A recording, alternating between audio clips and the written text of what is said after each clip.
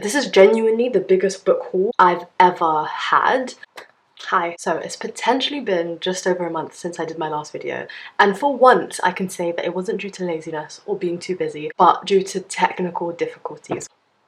It's not my fault, guys, it's not my fault. Which I would say is a step forward for me, because I have wanted to like film videos and stuff, but I just haven't been able to edit. Yeah, and also watching everyone do their Vlogmas videos and everything like that is giving me FOMO. So here I am back again after a month, and hopefully more consistently from this point on. I'm filming in a slightly different location. I'm in my living room, and I wanted to show you guys all the books that I've acquired over the past couple months. This is genuinely the biggest book haul I've ever had. As you can see, some of the books like are in frame because there's no space. So for context, I work in publishing and I get a lot of free books, which is great. I think it's one of the perks of the job. But very early on into my publishing career, I had to set up some very firm boundaries about taking books home, because genuinely it's such a slippery slope of just like getting books from work constantly and like not reading them. And very early on I realized that that was happening, because there's all these books you want to read and all these books you're working on and all these books people are talking about, and then you just keep getting books and then you don't end up reading them, and then you get into a cycle. So very early on I like made sure I did not take books home. Like I've been so strict with myself over the past like few years I've been in publishing about taking books home only when I know I'm going to read them like immediately, or I've already read it and I want to keep it. But these past few months, a few things have changed. I've been reading more than I have since I started publishing, which is great. I feel like as much as I really enjoy working in publishing, it makes it hard to like read for fun or like read outside of work. So there's a lot of like starting and stopping books, or like reading half of a book and things like that. So yeah, more recently I've been reading a lot more books, I've been watching a lot more booktube. There's just been loads of books that I've wanted to read. So I've basically like ended up at least over the past few months, I've gotten over 20 books. Like there's a huge pile here. So let's talk through all of them and let's talk about all the fun books I've gotten recently. Okay, I've got 3 piles here. I have one pile for the books that I've paid money for and like bought. I've got one pile for work books, and then I've got another pile for like publishing, like friends or like events that I've gone to and gotten some free books. So most of these books are free. First, let's talk about the ones that I got at like events or like through publishing friends, and yeah, let's start with that pile first. I went to was it Ramadan? Oh my god, yeah. Okay, so this is literally the first book I got out of any of these books, and that is Air by Sabaa Tahir. I got this book at a publishing iftar I went to earlier this year, March, and it's Sabaa Tahir. I love Ember in the Ashes. I haven't read this yet, but I have heard really good things about it, so I'm excited to read this. Another book I got from a publishing friend who works at HarperCollins is Catabasis by R.F. Kuang. This is one of my obviously very highly anticipated books. I love R.F. Kuang. I've read almost everything that she's ever written. This book came out this year and I haven't read it yet, and I've heard mixed things, but I'm still excited to read it. I have to go through these fast because otherwise I'll be here all day. Oh my gosh, this book, which is probably the prettiest book I've ever gotten, A River Enchanted by Rebecca Ross. I've never read any Rebecca Ross before, but I put this on my story and everyone was like, oh my god, this book is incredible. Like apparently it's really beautifully written, and I love flowery prose, and I love like beautifully, like really indulgent writing, which I know doesn't work for a lot of people, but I love it. Like I love Night Circus, I love Strange the Dreamer, I just love like flowery writing, and apparently that is this. And this is so stunning. It's got a quote, like sprayed edges. As you can see, it's just like really pretty. So I'm not a special edition girl, but this is the second one I've gotten this year. It's exciting. I'll show you the first one. It's quite iconic. Look at the end papers. I love them mapped. And then look at the board. Isn't this stunning? And the dust jacket. Isn't it so pretty? Okay. This is on my like 10 before the end. Like this is one of the books I really want to read. So let's see how many pages. It's 450 pages. Next book is a book that I'm currently in the middle of, and that is Blood Over Brighthaven by M.L. Wang. And if you were here from OG Booktube days when I first started Booktube, I read M.L. Wang's Sword of Kaigan like a few years ago. I think it was like 2021, and it's genuinely like, it is my all-time favorite standalone fantasy book.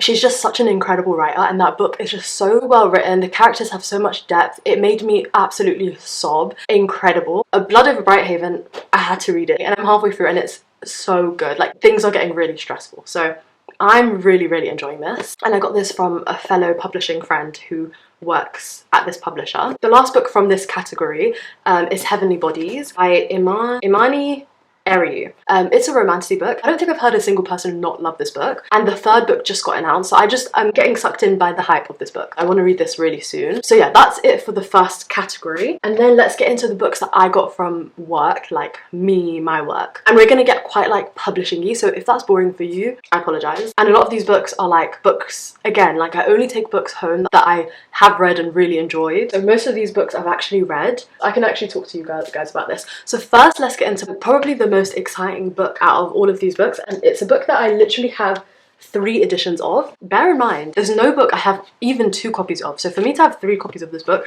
is really telling. Alchemized by San Lin Yu. This is a book that I've been working on the marketing for this year, and it's genuinely been one of the wildest, funnest, biggest learning experiences of my life. Like, working on this campaign was really, really cool. Like, we just got to do some really cool stuff, and it's probably like one of, if not the biggest campaign I've ever worked on. So working on this was really cool, and I got to read it early. I read it early on in the year. So yeah, I haven't really spoken about it here, mainly because like it's hard to be objective about a book that I was so involved in. I'm not going to give it a review, even though I did obviously really love it, and she's chunky. So anyway, I have 3 editions of this.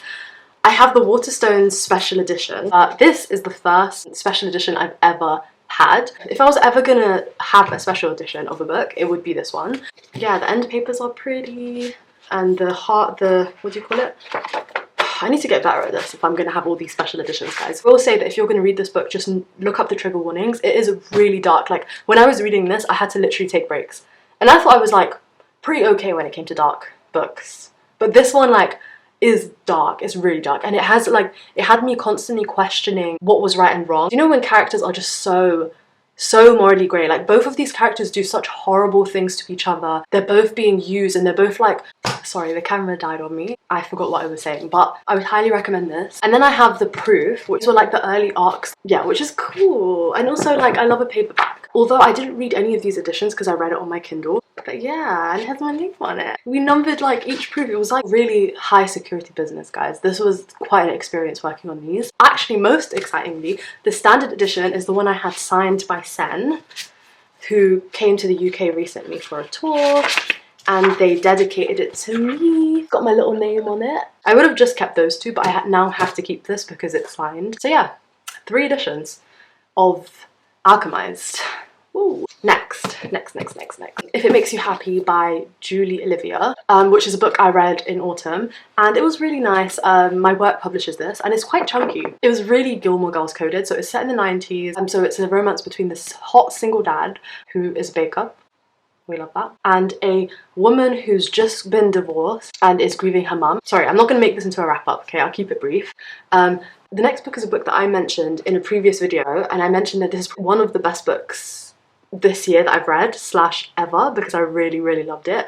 And it didn't have a cover at the time, so I was speaking about it, but I didn't have a cover to show it. So this is a book that publishes next year, June. So this is an early copy of If Books Could Kill by Kate Ebel, and there's a book that my work publishes. It's a romance with a touch of thriller and a touch of magic. It's essentially about this girl who makes a wish that she could be in her favourite author's next book that she's writing, and then she gets put into her favourite author's next book, but little does she know it's a thriller. So she starts off and she meets this guy, and it's like a perfect date. She's like, oh my gosh, I can't believe it. Am I really in a romance book right now? And then all of a sudden he pulls a knife on her. And then the whole book is so funny. It's literally one of the funniest books I've ever read. It's so funny. The romance is like so good. I think everything that this book tried to do, it does so well. I would highly recommend putting this on your TBRs because I really love this. Like, highly recommend. I literally only have this physical copy with me so I can give it to people to read. Like, that's why I like having books. Okay, next book. So this is a book that I'm working on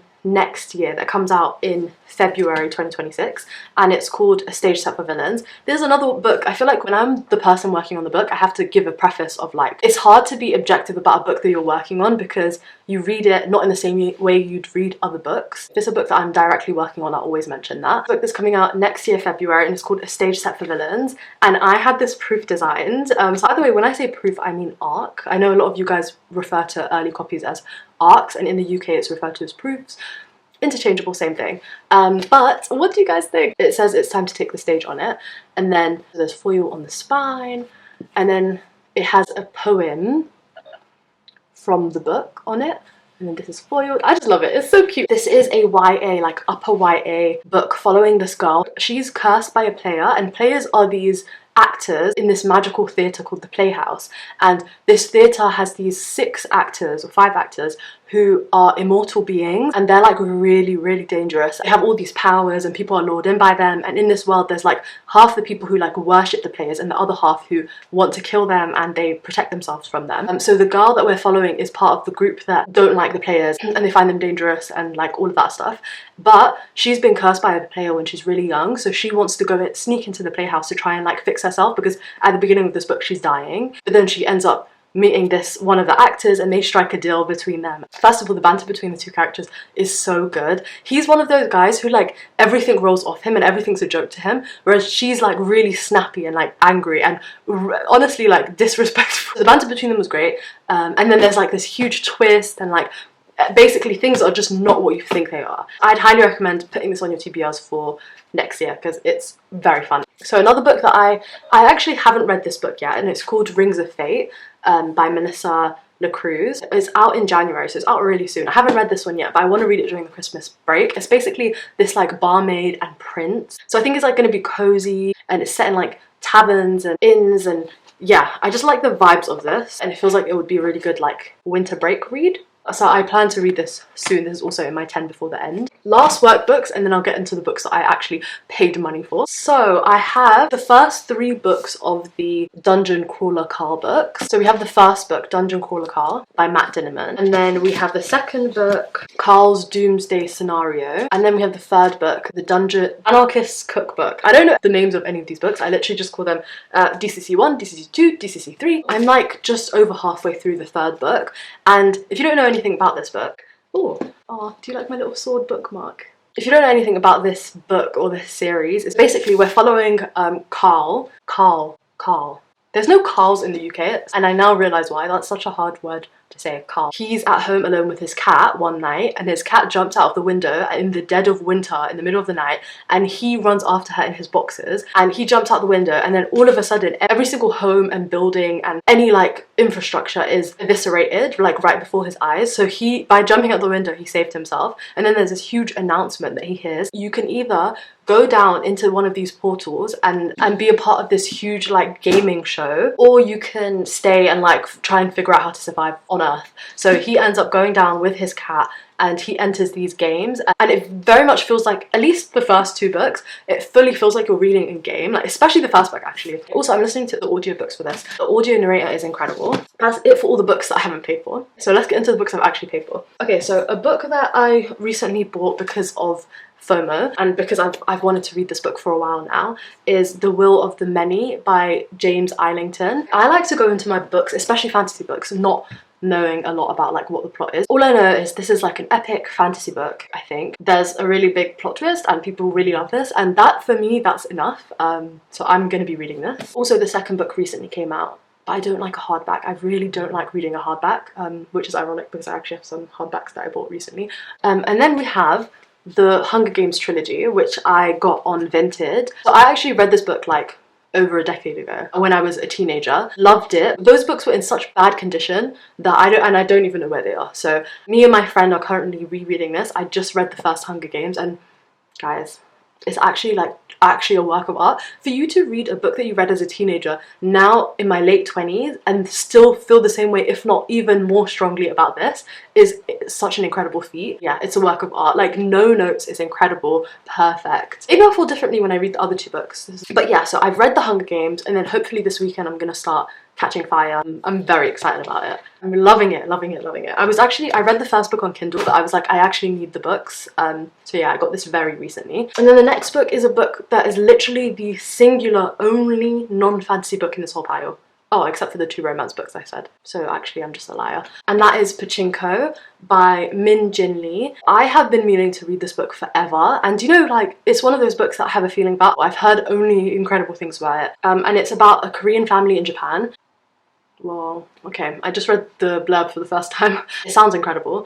Yeah, I'm excited about this one. And then the last 2 books, we're almost finished, guys. We're so close. So I recently got The Night and the Moth by Rachel Gillig. I actually read it in my previous video, and I got it from Saucy Books, which is my local indie bookshop. London's first romance bookshop is my local indie bookshop. Isn't that really cool? So now I only buy my romance or fantasy romance from them. If I'm gonna buy it, it's gonna be them. But I have to buy a hardback. Guys, I actually just don't like reading hardbacks, but if I am gonna read a hardback, it has to be for a book that I think I'm going to be really obsessed with, and this was great. I read this, I was actually really ill when I read it, and I did that last vlog, but I really enjoyed it. So if you want more thoughts, watch that video. And then the last book that I got from Saucy Books, and probably the last book that I purchased, I would say, is The Second Death of Locke by V.L. Bovellino. All I know is she is a mage. She's a mage and she protects this guy who's something. And they're like childhood friends. And there's Yane. And there's a slow burn romance. Everyone who's read this said that this was like the most incredible book that they've ever read. So very, very, very, very excited to read this. It's gonna be 5 stars. I said it here now. It's gonna be 5 stars. I just know it. Hopping back on here because I forgot one more book or 2 more books. And this will make me look like I have a little bit more range. The first book is The Handmaid's Tale by Margaret Atwood. I've always wanted to read this book, but just haven't. And then the other book is The 1984 by George Orwell, aka the OG dystopian. Anyway, wow, wow, wow. That is the end of the literal biggest book haul that I've ever done in my entire life. If you want to see any reading vlogs for any of the books that I've shown you that I haven't read yet, let me know. Reading vlogs are like my favourite videos to film. Longer to edit, but fun to film, and I really enjoy making them. Let me know if any of these books are like on your TBR, and let me know which of these books you think I should prioritize. December, I like to read like the best books. I like to go out with a bang and like find my ultimate favorite book. So every year the pattern is I've always read like an incredible 5-star all-time favorite book in December. Let's end it here, and hopefully you'll see me very, very soon. Thanks for watching.